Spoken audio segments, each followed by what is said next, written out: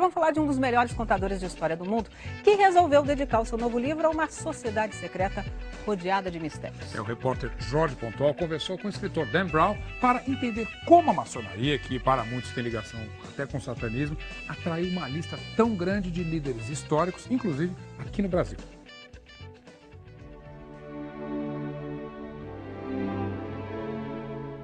O mistério da maçonaria é o principal ingrediente do novo sucesso do escritor Dan Brown, O Símbolo Perdido.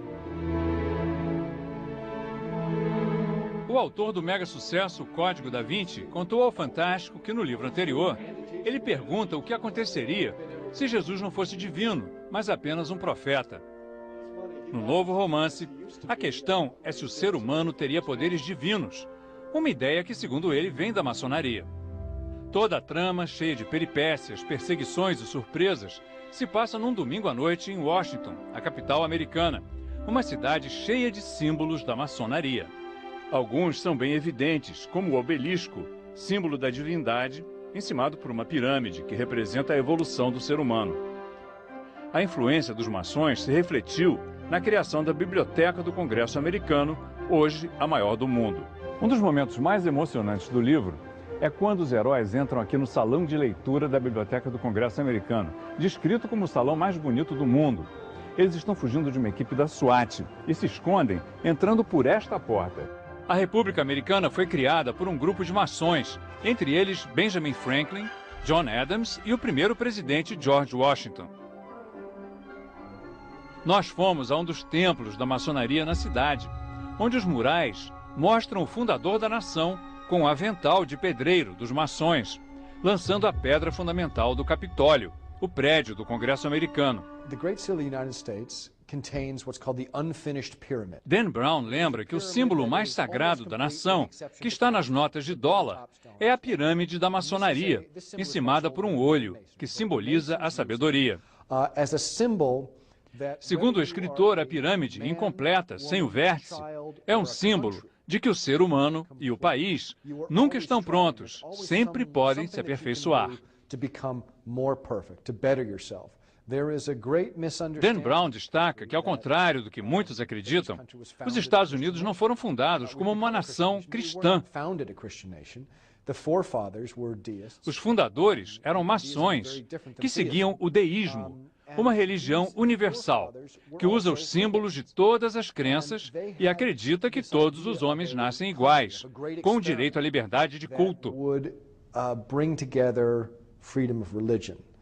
Sobre o altar do templo maçom estão os livros das principais religiões. Não só a Bíblia cristã, como a Torá dos judeus, o Corão dos muçulmanos e as escrituras de outras tradições. O salão deste templo, na capital americana, é o cenário da cena final do livro de Dan Brown e certamente será recriado com muito mais colorido quando o filme for feito. O templo é exatamente como Dan Brown descreve. Ali no fundo, o trono, onde se senta o grande comandante soberano da ordem.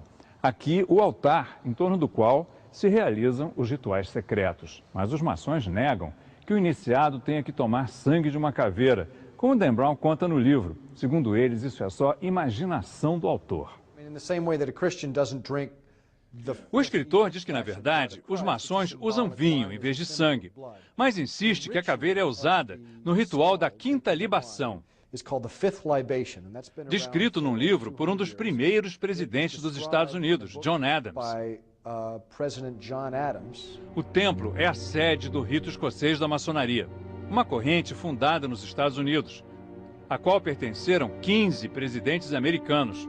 O último foi Gerald Ford, nos anos 70. Os líderes são mestres no grau máximo, 33. Segundo Dan Brown, esse é um número místico, a idade de Cristo ao ser crucificado e o número de vértebras da nossa coluna vertebral. Muitos, em especial os fundamentalistas cristãos, atacam a maçonaria como um culto satânico. Mas Dan Brown insiste que os símbolos e rituais da maçonaria não são sinistros nem malignos, pelo contrário. Significam tolerância religiosa e espiritualidade universal. Para Dan Brown, o importante é que as pessoas procurem entender os símbolos e as crenças dos outros e tenham menos preconceitos. Start to eradicate some of that prejudice.